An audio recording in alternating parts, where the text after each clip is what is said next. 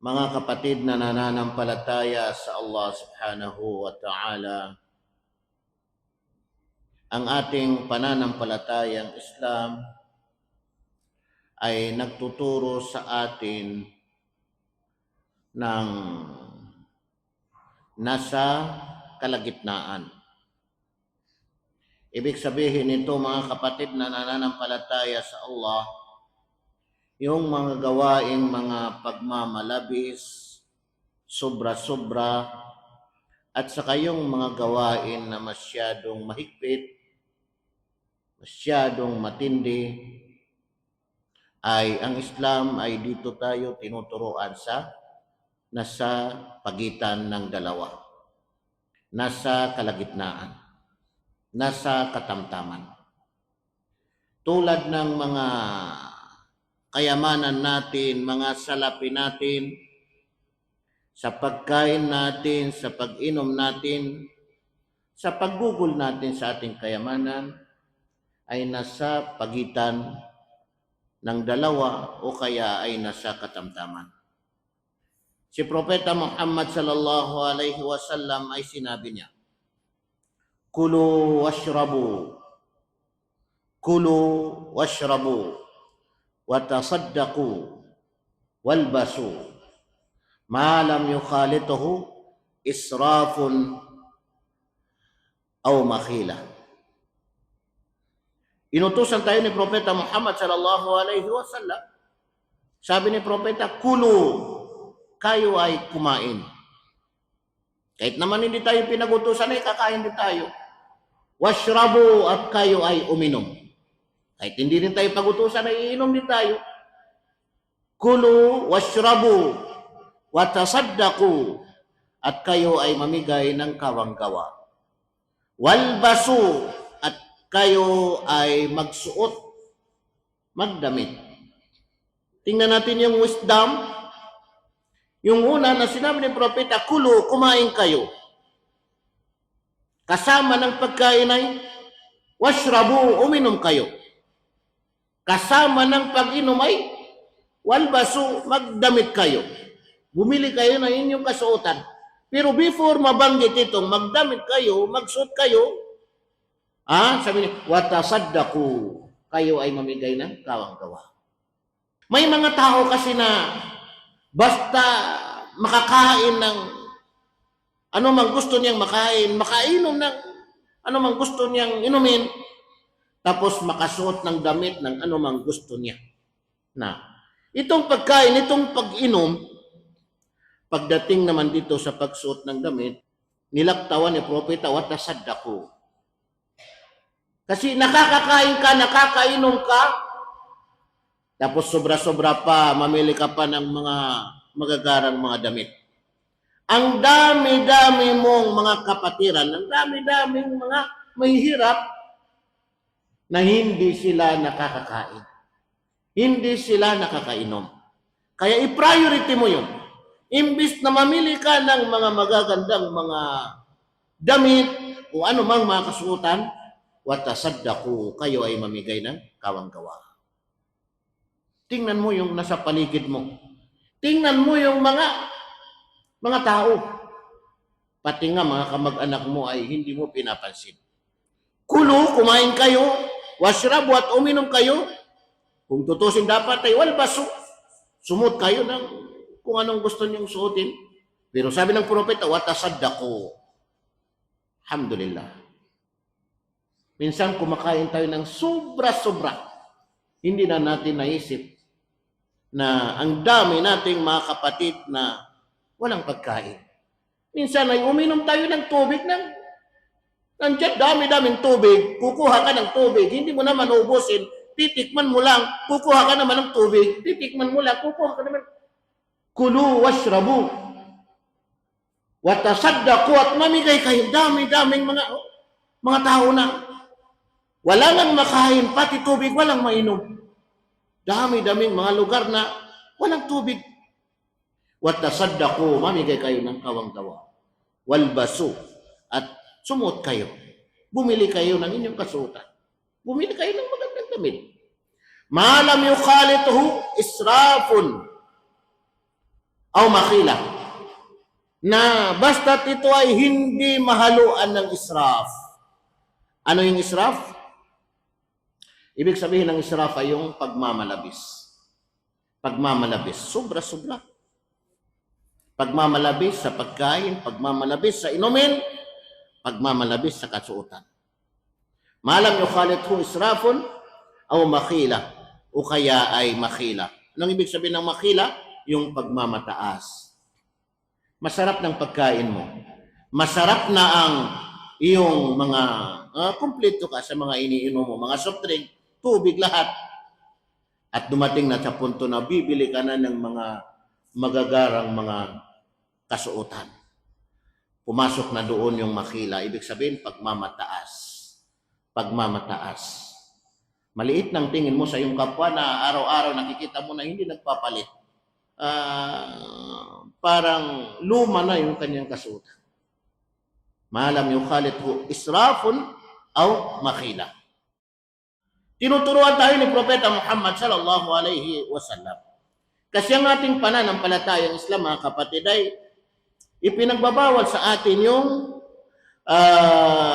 pagmamalabis, yung pag-aaksaya, yung pagsasayang ng mga pagkain, pagsasayang ng mga inumin, pagsasayang ng mga kasuotan. Sa madaling salita, pagsasayang ng salapi. Alhamdulillah. Mga ngatwiran tayo minsan kasi halal man itong pera ko, halal man itong pinanggalingan ng pera ko.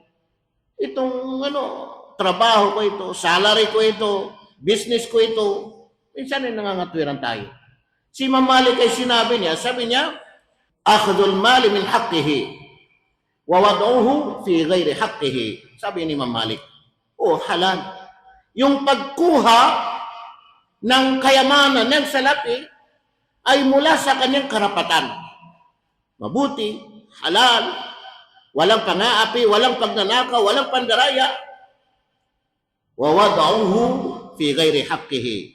Pero yung paglagay mo sa kayamanan na yun na mula sa halal, mula sa mabuti, mula sa mainam na pamaraan, walang anumang halong ipinagbabawal, nilagay mo sa fi ghairi haqqihi, sa hindi makatarungan. Kinuha mo yung salapi sa pamaraan ng makatarungan, sa pamaraan ng katotohanan, sa pamaraan ng mabuti, pero inilagay mo naman ang iyong salapi sa pamaraan ng hindi makatarungan, sa pamaraan ng hindi mabuti. Sumubra ka, lumagpas ka na, pagdating sa kawanggawa, ay ang bigat-bigat.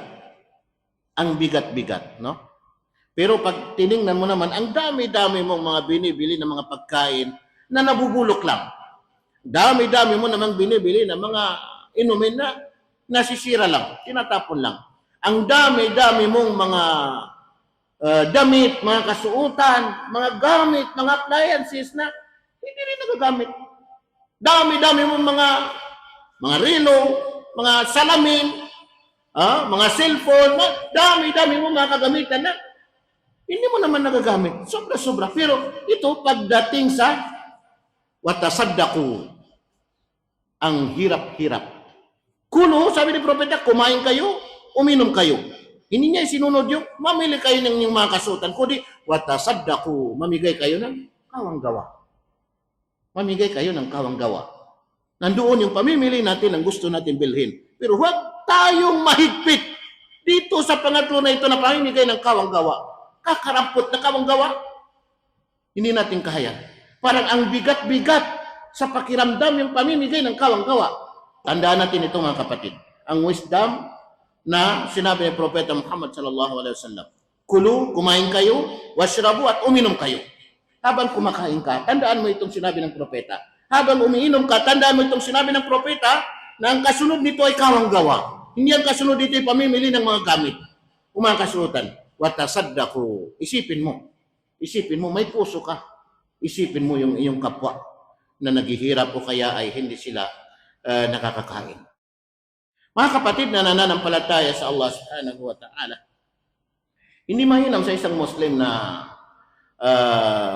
lumalagpas sa kanyang paggugol ng kanyang kayamanan, sobra-sobra, nagmamalabis na kahit na hindi pangangailangan, minsan ay nasasayang.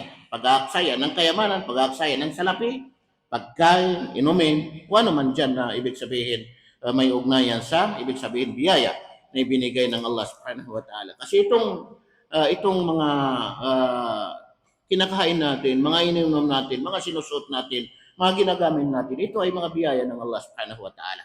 Ganon din na yung pag-aksaya sa yung tubig, itong tubig na biyaya ng Allah subhanahu wa ta'ala.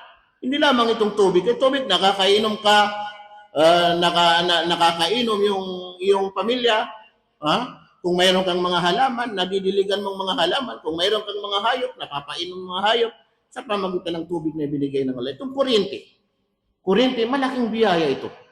Huwag mong sayangin itong mga ibinigay ng Allah subhanahu wa ta'ala na kahit naman na hindi pangangailangan, talagang pinaandar mo na kung ano-anong mga pinaandar mo. Pagdating sa bayaran, nagre-reklamo ka na pagdating sa bayaran. Kahit na marami ka pang ibabayad, kung mayroon kang ibabayad, mayroon kang sapat na kakayahan, pero kailangan pa rin, nandun pa rin yung katuruan sa ating pananampalatayang Islam na nasa kalagitnaan, nasa pagitan ng pagmamalabis at pagiging mahigpit o kaya ay pagiging maramot.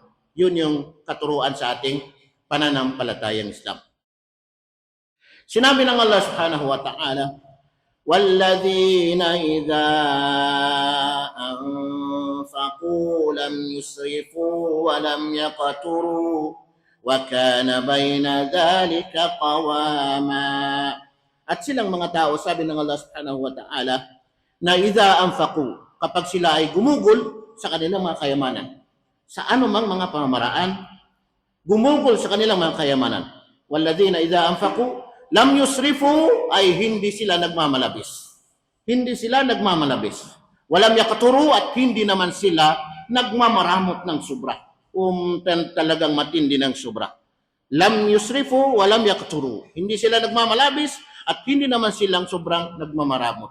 Wa kana bayna dhalika qawama. At sila sa pagitan ng dalawa na ito, qawama. Nandoon sila sa kalagitnaan. Ibig sabihin, nasa katamtaman. Tingnan ninyo, mga kapatid na nananampalataya sa Allah. Kaya itinuro sa atin ng Allah subhanahu wa ta'ala dito sa ating pananampalatayang Islam bilang mga Muslim ay nasa pagitan ng dalawa. Pagmamalabis at masyadong maramot, masyadong mahigpit. Kailangan gawin natin na tayo ay nasa katamtaman. Huwag naman masyadong pabaya, huwag naman masyadong mahigpit. Huwag mo naman masyadong ipakita na masyado kang relihiyoso. Huwag mo naman masyadong ipakita na masyado kang maluwag. Nasa katamtaman lahat. Nasa katamtaman. Kapag ka ikaw ay nasa masyadong mahigpit, ay hindi magtatagal. Hindi magtatagal. Mahihirapan ka. At marahil ay babagsak ka rin. Nasa katamtaman, tanda natin, nasa katamtaman ang katuruan sa ating pananampalatayang Islam. Sa ating mga pagkain, sa ating mga inumin, sa ating mga pananamit, o sa ating lahat ng anumang ating paggugol sa ating mga kayamanan, huwag naman sobra at huwag naman masyadong maramot. Nasa pagitan ng dalawa o kaya ay nasa katamtaman. Aqulu qawli hadha wa astaghfirullah li wa lakum.